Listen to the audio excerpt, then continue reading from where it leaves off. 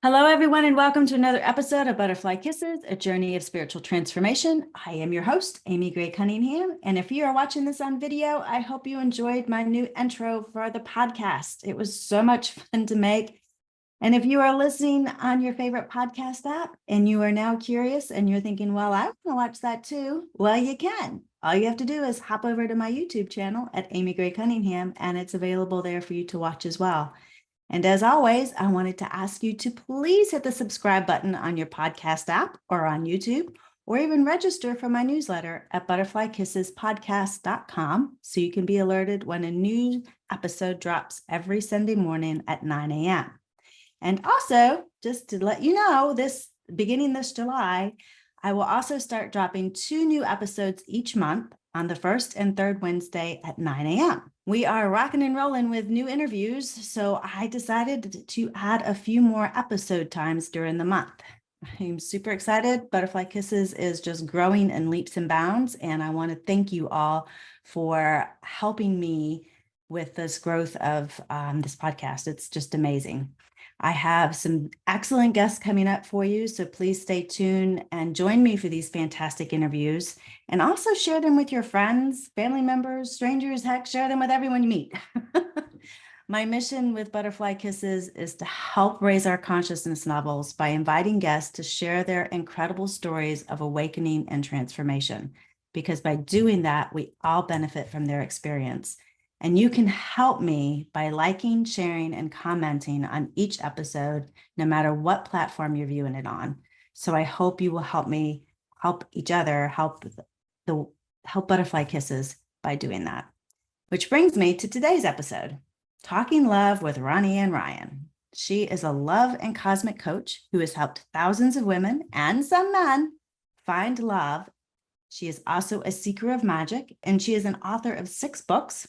And her Amazon bestseller, Is He the One? Find Mr. Right by Spotty Mr. Wrong, has sold more than 10,000 copies, which to me is amazing. I think that is awesome. So if you want a spiritual solution on how to find, date, and marry Mr. Right or Mrs. Right, you are in the right place. Everyone, please help me welcome Ronnie Ann Ryan to Butterfly Kisses. Ronnie Ann, please tell me, how did you get into love and dating and coaching and all of that wonderful, juicy topics?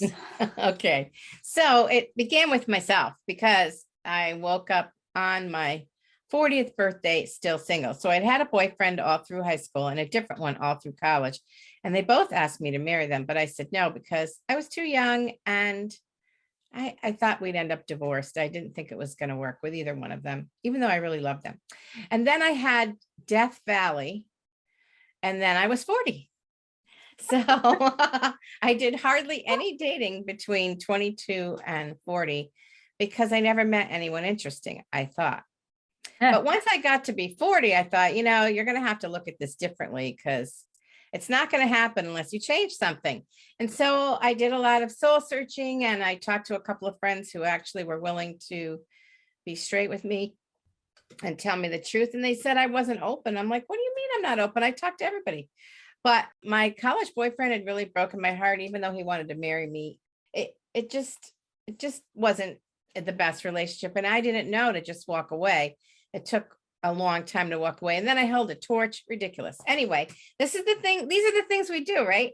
So there I was at 40, and I was like, I don't want to be single my whole life.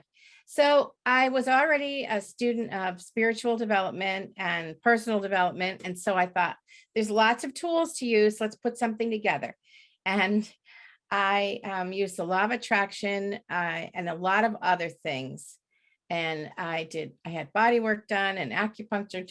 I did everything you can imagine. I had no stone left unturned. I worked with crystals. I did everything. And I dated 30 men in 15 months to find the man I married, who I'm still married to. We're approaching our 22nd wedding anniversary. Congratulations. And, yes, we didn't strangle each other during the worst of COVID. So I think that's really a big accomplishment. And so this is the program I still work with people today. I mean, I didn't do I didn't do online dating. I was doing personal ads. So I'm kind of dating myself in a way, but that's what we had, 22 words and a voicemail. So people complain to me about online dating. I'm like, no, it's only because you're either thinking it should be easy or thinking that everybody's a scammer, which is not true. So it's some black and white thinking and a lack of information on how to use it, you know? So anyway, I help mostly women. Once in a while, I get to work with a man, find love. And for people who do the work and take the steps, it works. What are the steps? Well, the first thing is to look within, like I did, because that's where all the blocks are. That's what's keeping you single. That's what is making it feel too hard or impossible, or like you'll never find anyone, or that you keep attracting the wrong man or whatever. And so one of the things is to get really clear about what you're looking for and what will really work for you. And also to look within to see, where are you blocked? Like I had to do a lot of work for myself to open my heart. My heart was not open. I didn't know that at the time, but it wasn't open. So I did a lot of work through meditation and exercises and affirmations and that kind of thing. And then the dates started happening. The first one came from a friend who didn't even know what I was doing. And she's like, I have this guy. I thought you might like to meet him. I'm like, what?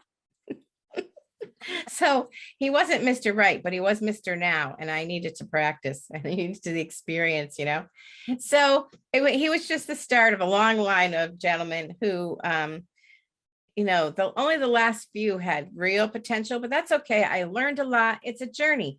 When you're looking for love and you're dating, that is a journey of self-discovery. And people think, well, I don't have time to waste on the wrong men. And I'm like, you don't know who the wrong men are. You have to meet a bunch of guys. You have to learn who you are in relationship to them. You have to understand how dating works today and learn how to use your feminine energy again. A lot of times women are very successful in business or whatever, and they're approaching dating like a business transaction, which really turns men off. So a lot of times the really successful women think they're intimidating the men. That's not exactly true.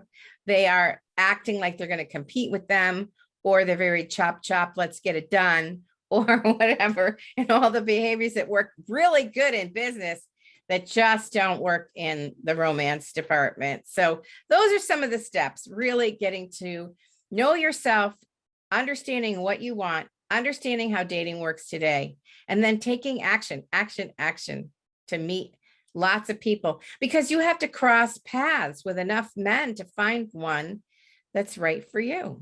And the same would go for the men. They have to cross paths with enough women to find somebody who's compatible. Why do you think that we attract the wrong type of partner? Well, sometimes it comes with our family of origin. That's what a lot of therapists talk about, that we marry our mother or our father or something like that, where we're used to and comfortable with some potentially dysfunctional things, because which family isn't? And, in all fairness, we all have our stuff. So we go with what's familiar and it doesn't really work. And we don't even realize a lot of times that we're picking, one of my favorite dating coaches and matchmakers is Marla Martinson. And she always goes, I kept dating the same man. I kept dating the same man in different pants. That's what she would say. She cracks me up. So we're often attracted to the same thing. And a lot of women will tell me, well, I have a type, and if he's not my type, I'm not interested. And I said, well, how has your type worked out so far for you? Normally your type isn't working, because all the things that are juicy and that you love and you feel so attracted to come as a package deal with all the things that make you crazy, don't work, push you away, or create fights or whatever. And so that kind of person, so if you want like a super successful guy who has a lot of money and he's really into his business, that's going to often come with not making you a top priority, not, having that much to give you because he's so worn out from his business. I met a woman who was like, I can only date CEOs. I'm like, good luck to you. Because she was already like 55. And when a man is that rich and powerful, he can do whatever he wants. And just like women who are rich and powerful, a lot of them want to date younger men. It's the same kind of thing because they, and they can, because they're attractive or they have a lot of money, or they're powerful or whatever it is. So it's just what is. And so find your niche. There's somebody for everybody. You don't have to settle for somebody who's less than you. I don't believe in any of that. I think that you can find what you want. Like, for example, I had a friend and she got married for the first time at 54, and her list was extensive and specific. And I thought, I really didn't think it was going to happen, because she wanted a man who followed the same guru. So on top of wanting somebody tall and successful and similar background and all this other stuff, she wanted a man who followed the same guru. I'm like, how is that going to work? She found him. She married him. He had never been married either. He had had a girlfriend who was his fiance who had passed away, and he was just crushed and never got married. And she'd never, and then they were married and very happy. So you just don't know. If you really believe and you take the steps, you can find it. So what do you mean by how does dating work today? Understanding how dating works today. Well, because there's a lot more equality than there ever was. Not that we're completely equal, in pay and whatever, but because there's a lot more equality, a lot of times women think they can just be direct and say, well, why do we have to play these games anymore? Can't we just be mature adults and, just be honest? I'm like, no.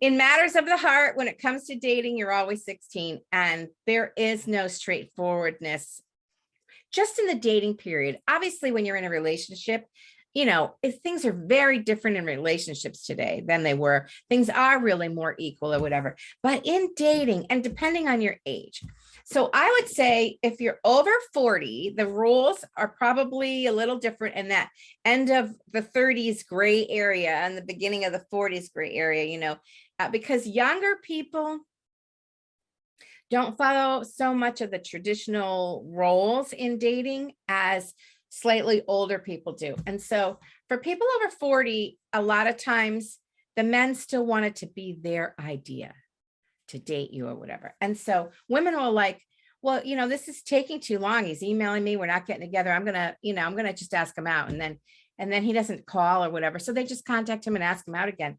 What happens when you do that is he may or may not join you. But that has nothing to do with whether he wants a relationship with you. And the truth is, in the beginning of dating, the only feedback you get is when you do nothing. Because when you do nothing as a woman, the man, you'll get to find out, when would he call me if I didn't call him or text him 13 times or whatever?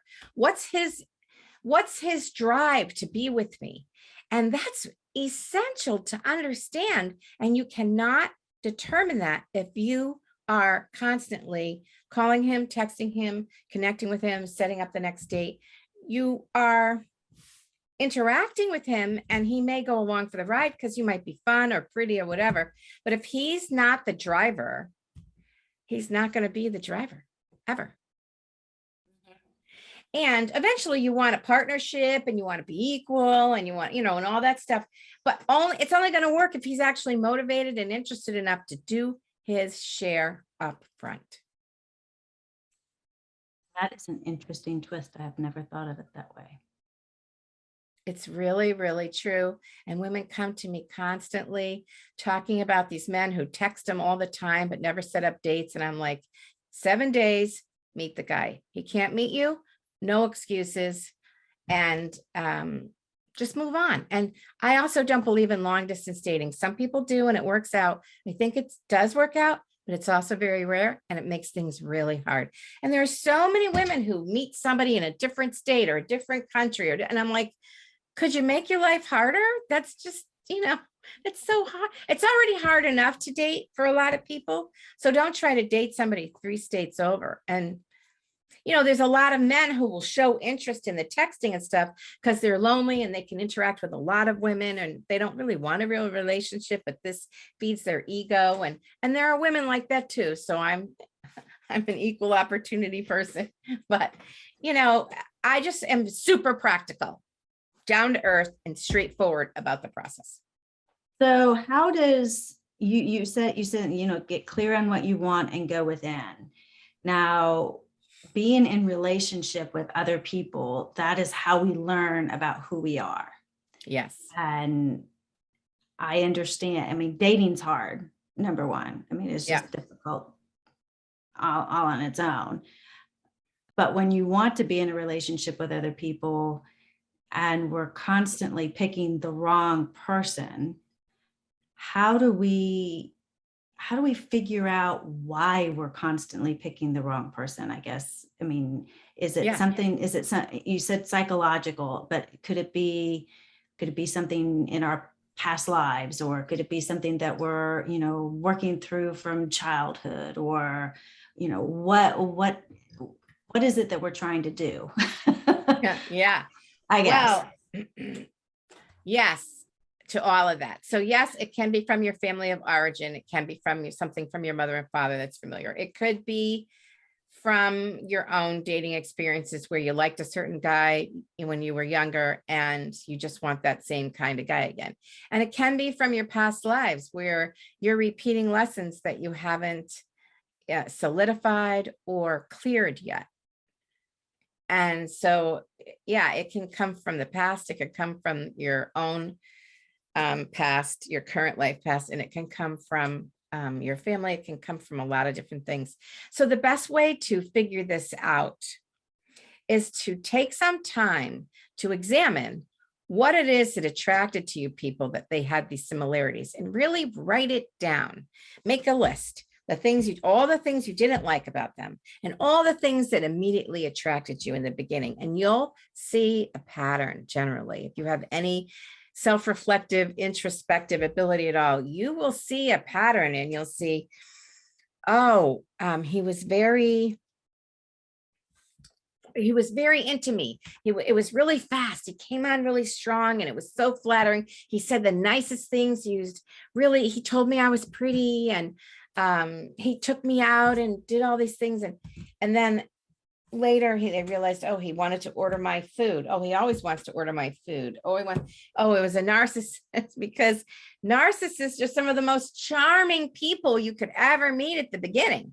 Definitely. So, because you're a reflection of them. And so they have a lot to say about whatever it is.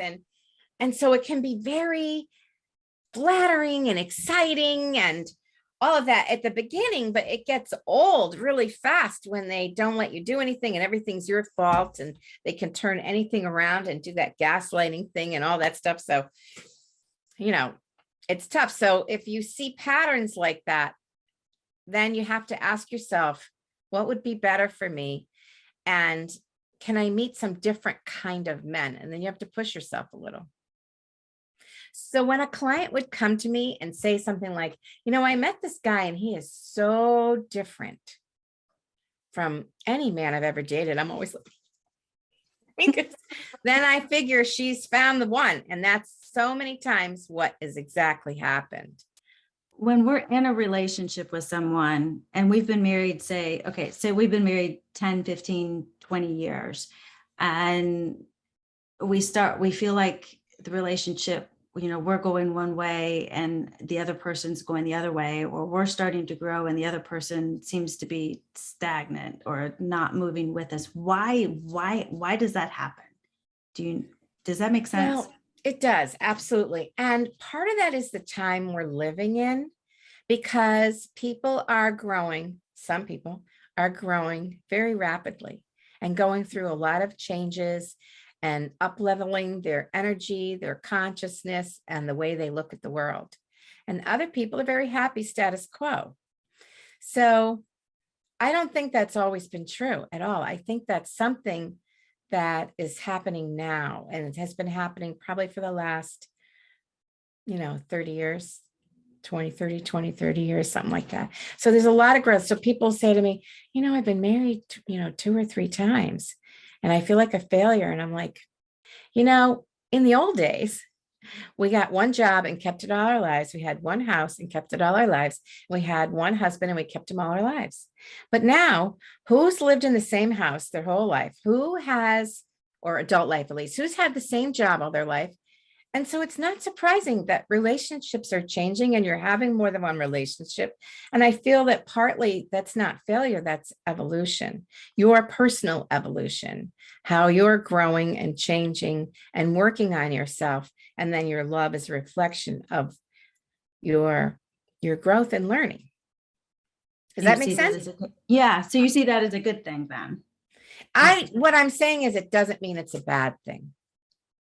Like, I don't think everybody has to strive for that. I've been lucky and I've been married for 22 years to the same man. But on the other hand, I was not connected for a really long time. So I had plenty of time to know who I was and understand myself because I was alone for so long. So it gives me a slightly different angle on it than some people who maybe got married at 23 and, they grew up together in their relationship. So it's different on a case by case basis, but I guess I'm just trying to give it a positive spin for the people who have had many relationships and they don't understand.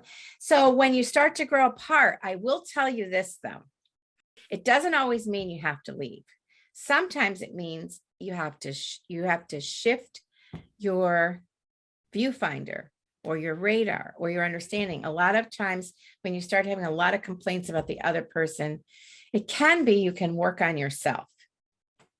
And the other person sometimes will shift with you. Yep. And I've seen that happen a lot, and I have felt it happen too. Sometimes when you shift your own viewpoint, the other person either goes with you Yeah. or they can fall away. It's all Yeah. about the vibrational match. Yes, exactly.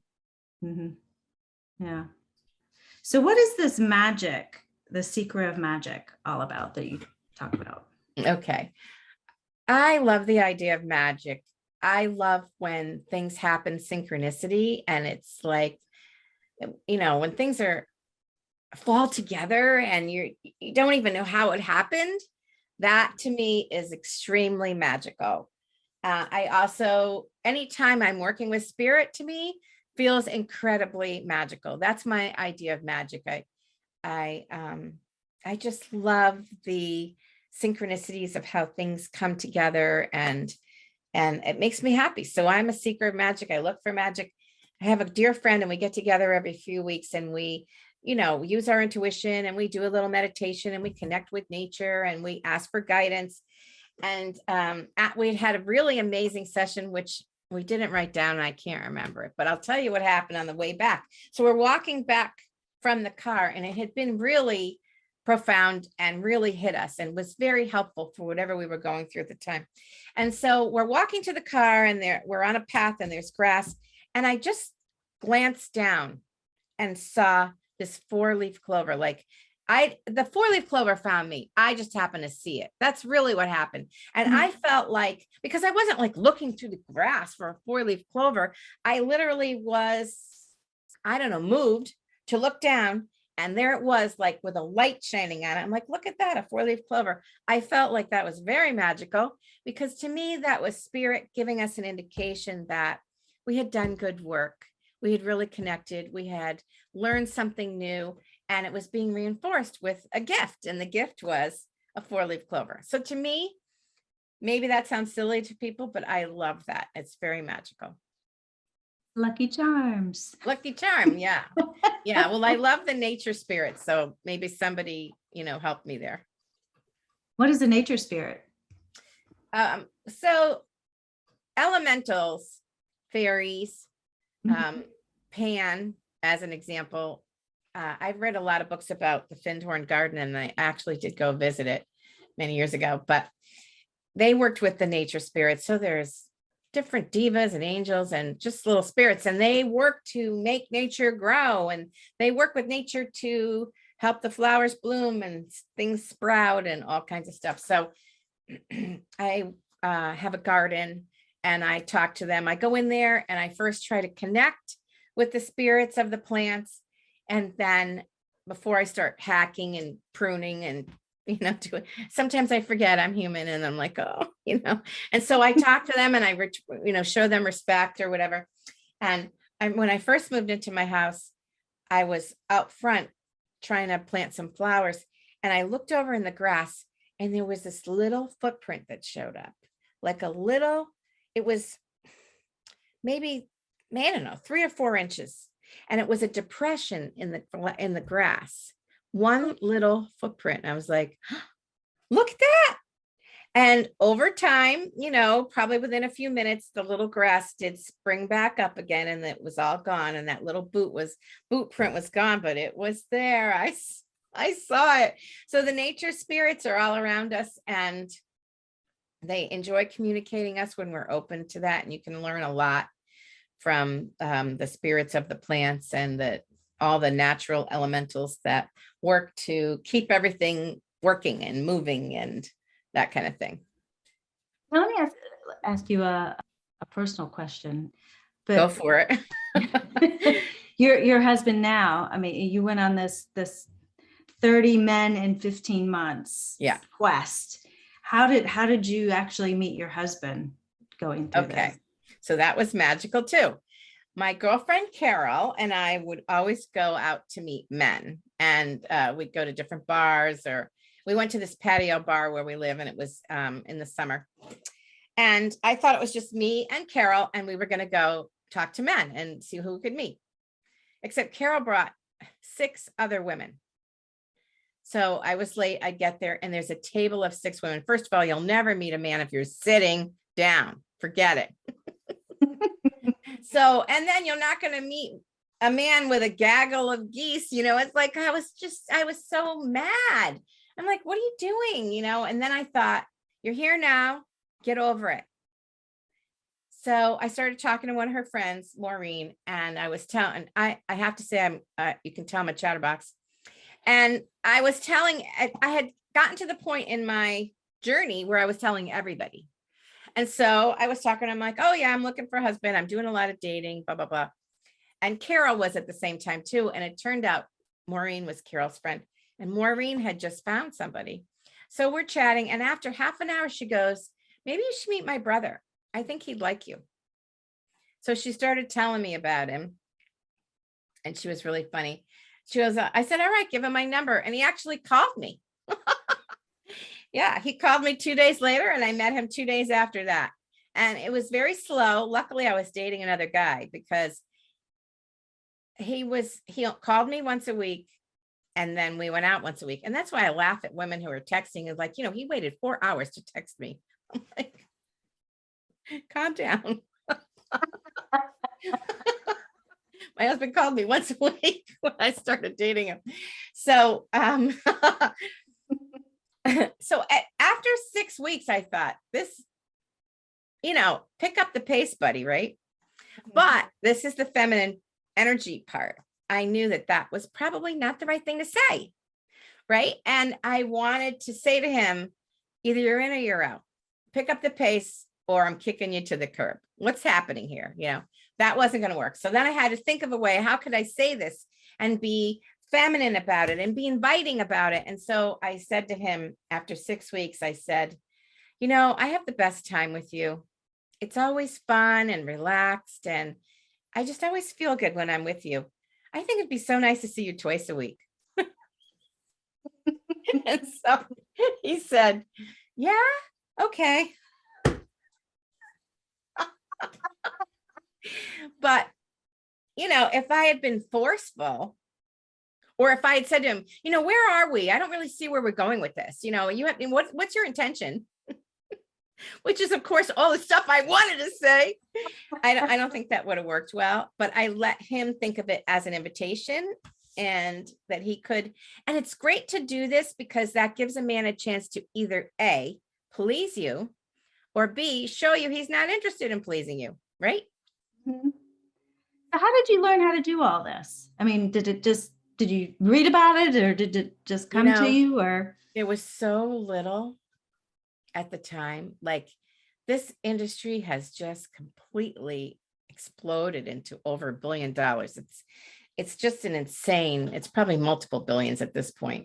There was very, very little. There was some stuff by, there was maybe, I don't even know if the Venus and Mars stuff was out then, but I think spirit helped me, to be honest with you. And I spent a lot of time manifesting. I did a lot of law of attraction work, And I did a lot of feminine charm work where, like, I wrote a little song. I wrote a lot of little songs, which I have since learned are called charms. I had no idea there was a term for this, but I wrote all these little songs. Trust me, I'm not a songwriter, but I wrote one too, and it came to me. So I don't know how much I wrote them or spirit gave them to me. We'll share the authorship. But anyway, I wrote one too. Love potion number 9 after I was like really starting to date a lot. And so it was like, I'm so alluring and cosmically, I'm so magnetic, good men flock to me. I am in touch with my feminine energy. Right now, I'm attracting the perfect man for me. So there's more to it, but I'm not going to keep singing. I love it. So what happened was that was fun for me. Mm-hmm.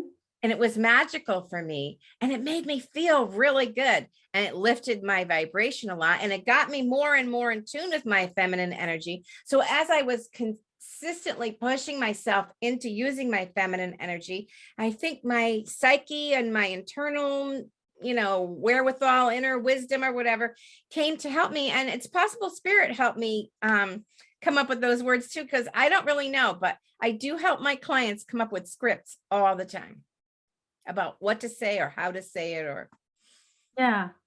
So do you think the law of attraction obviously the law of attraction works, but so do you teach your clients how to use the law of attraction to be able to attract the type of man that they're looking for or that they want? And I do. And they don't all use it. And they don't all use it to the extent that I did, because what I really did, I call total immersion. There was no part-time. This was nonstop for me. I was a woman on a mission.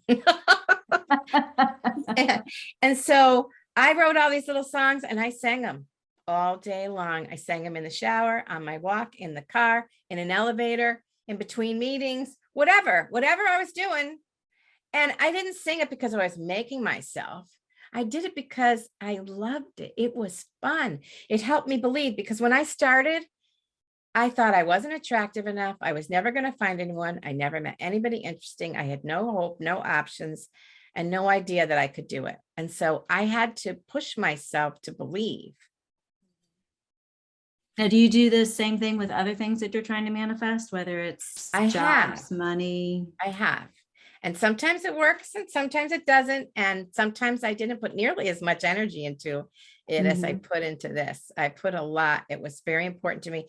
And 2 astrologers had told me that I would never marry. Oh, no, I don't see that in the stars for you. No. Seriously. Wow. So I thought, I'm going to show you. 22 years later. Yeah, exactly. You go back to them and say, you were wrong. Yeah. And no, I didn't. But you know what? It's a snapshot in time. What are they going to do? They did their best, I'm sure. And maybe that was meant to happen to push me. Who knows why things happen the way they do. But one thing I can tell you that's essential is you have to be the woman that the man you want would want. You have to be at that energetic level and match. So you have to ask yourself, if you want a wonderful man who is willing to do things and go out there, who's supportive and who's generous and fun and whatever, are you fun, or do you sit on the couch? Do you go out of the house and do all kinds of things? Are you taking classes or learning something or reading something or playing tennis, or what do you do? Because I know, things are different in Connecticut than they are in other places, but people are pretty stagnant in Connecticut right now because of all this COVID for all these years. And they don't go out of the house. And they, if you go to Colorado, like I know dating coaches in Colorado, they're out, they're about, they're meeting people, they're going places, they're going for a hike, they're doing this. It's like a whole different kind of energy out there. So you have, especially if you're in the Northeast, you're going to have to push yourself. Do you think that anybody and everybody can find lasting love if they really want it? Yes. Why? Because I've seen so many times when that happens, where people did the work and they put the energy out there and they made an effort and they worked to believe and they lifted themselves up and they met a bunch of people and it works. I've seen it work time and time again. I saw it work for my girlfriend and wanted a guy who wanted the same guru, who liked the same guru. I was like, what? But it definitely can happen. I mean, there are some people who've tried for years and haven't gotten anywhere. And a lot of times I think they have a block or an attitude, and it could be about themselves or about men or about love. One thing I've seen is a lot of very independent women who are successful, who actually came into life at this time to be independent as their lesson. But like myself, I had already learned to be independent. I had already learned to support myself. I was making a lot of money. I had a good job. I had a lot of friends. And so I was ready for the relationship because it does require compromise, right? You know, you don't have to compromise on everything. And my husband and I are both very independent. So we're not joined at the hip by any means. No way. We still live our independent lives while we live in the same house and we live together and we eat together and whatever, but we don't do everything together. So I really feel if a woman comes and she's later in life and she's been independent and she's learned that lesson, then finding love is still possible.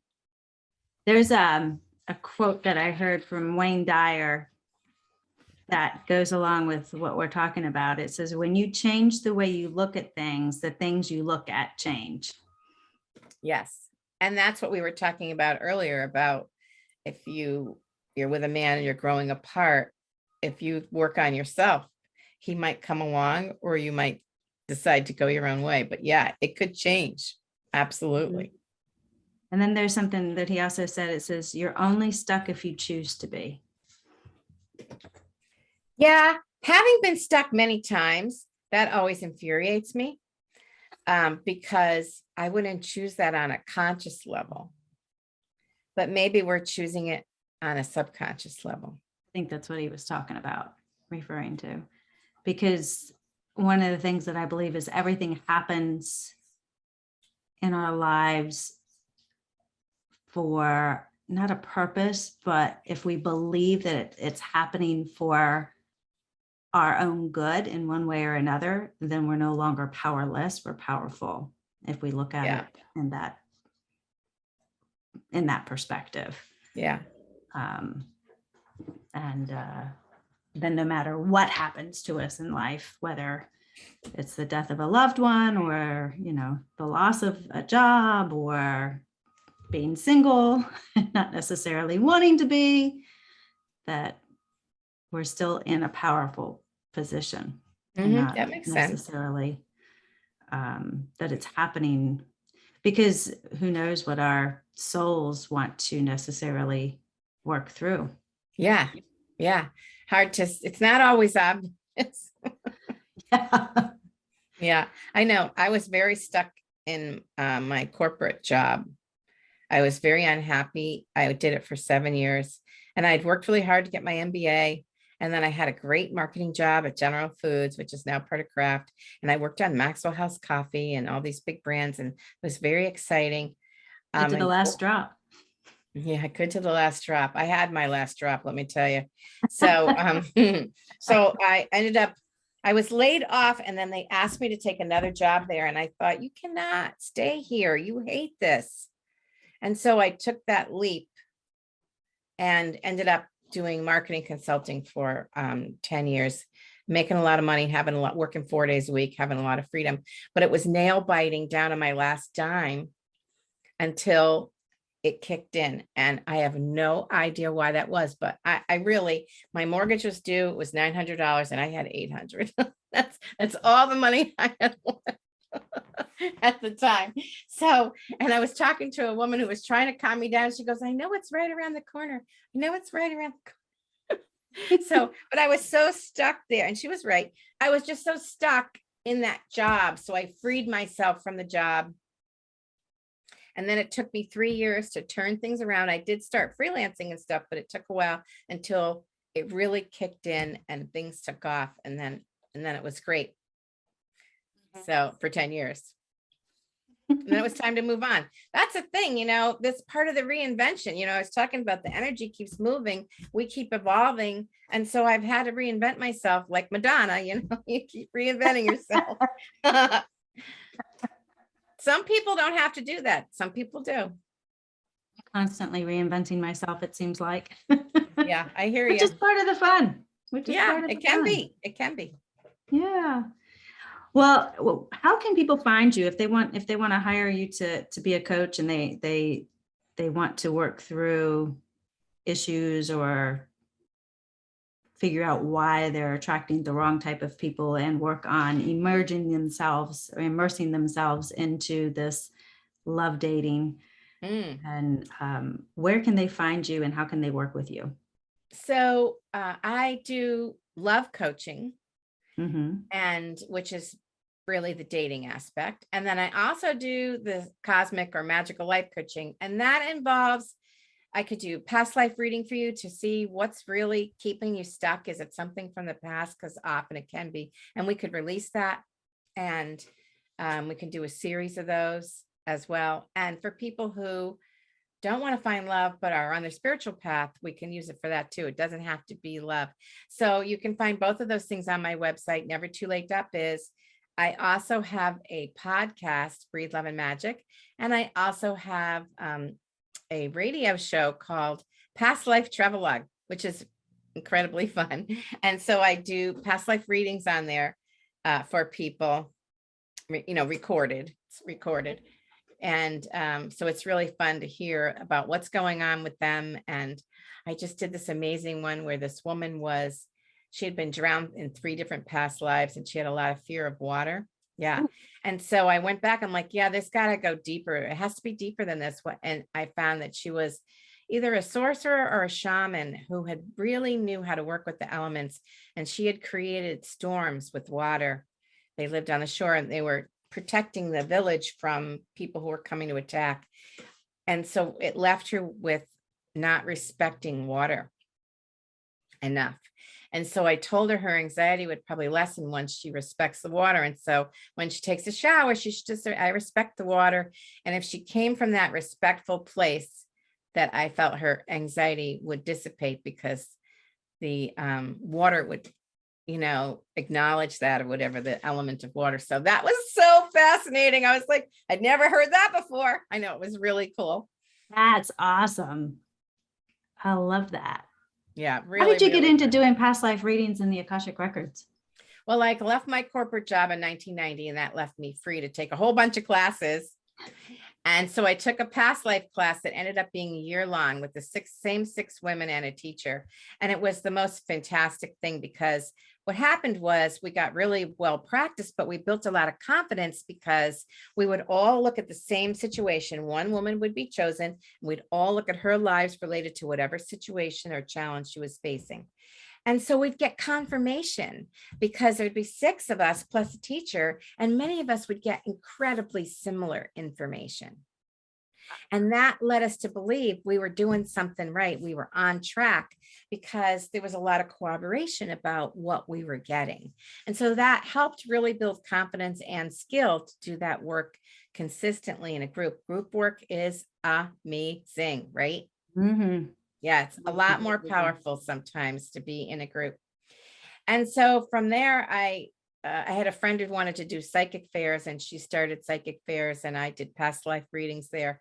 And then one night she came to me and she goes, this is going to be really busy tonight. 2 of my psychics canceled. Do you have to be a psychic? I'm like, no, I'm not a psychic. No, I can't do that. You have to. She made me do it. It was terrifying. So there were 24 slots, 24 people you could do readings for. And I did 22 readings that night. Wow. It was quite a jumping into the fire experience. Talking about an immersion. Yeah. Yeah. That was pretty serious, I'll tell you. Took me 2 days to recover. And look at you now. It opened me up. It opened me up that much further, right? It made me trust myself. Yeah. Spirit has a way of saying, look at you now. Here we go. Let's go. Yeah, exactly. Yeah, I'm Jumping sure in that with was both feet. Go ahead. Yeah, both feet, exactly. I'm sure that was orchestrated somewhere. Everything happens for our own benefit, right? Yeah, let's hope so. Yeah. Well, let me ask you one other question. If you had an opportunity to sit with somebody on a park bench, whether that person be alive or in spirit, who would that be and what would you talk about for an hour? Oh my gosh. Who would that be and what would I talk about? Mhm. I ask all my guests that question. So You do? I do. It's one of my favorite ones to ask. Well, maybe Merlin, Ooh. because Merlin knows a heck of a lot about magic. I don't know if he was real or not, but there's so many legends about him that I think he is probably real, or he was. So maybe Merlin, who could, clue me into how I could get even better at this little magic thing, right? That might be really interesting. Show me how the energy really works. That chills. So yeah, I think he probably is real. Yeah. Who do you want to talk to? Oh, that would be my husband. Oh, that's nice. Although I talk to him all the time, but just yeah, that would be him. That's nice. Yeah. So, anything else you would like to leave with our listeners before we? I guess I just want to say, I personally think life can be very magical if you look for it and open to the magic that's all around you, which can include love. Be open to the magic. And then I learned a blessing that I just adore, which is, may you live in the magic. And so that's what I would hope for anybody who's listening today. Oh, may you live in the magic. I love that. Yeah. Now, you did say that you had a special gift. Oh, yes. Thank you. So I wrote a short book called 7 Ways Your Past Lives Affect Your Love Life Now. And you can find that at the number 7 pastlives.com, which is also on my website. You'd find it on the blog page, but 7pastlives.com. 7pastlives.com. All right. I will include that in the show notes for everybody. And it's free. It's a free book. We like that. We like free. Thank you. You're welcome. Thank you so much. Well, Ronnie Ann, I appreciate you joining us on Butterfly Kisses today and sharing with us your love stories and all about dating. I appreciate you and thank you for joining us today. Thank you for having me. It was wonderful. It was a great conversation. Yes, I appreciate it very much. It. Thank you for joining me on another episode of Butterfly Kisses, a journey of spiritual transformation. If you like what you've heard, please subscribe by hitting the subscribe button. This way you won't miss it when a new episode is released. Also, if you're interested in learning more about Akashic Record readings, you can schedule a free 15-minute consultation with me by visiting my website at amygray-cunningham.com. Again, thank you, and remember, always spread your gorgeous wings, my friend, and fly. Until next time, see ya.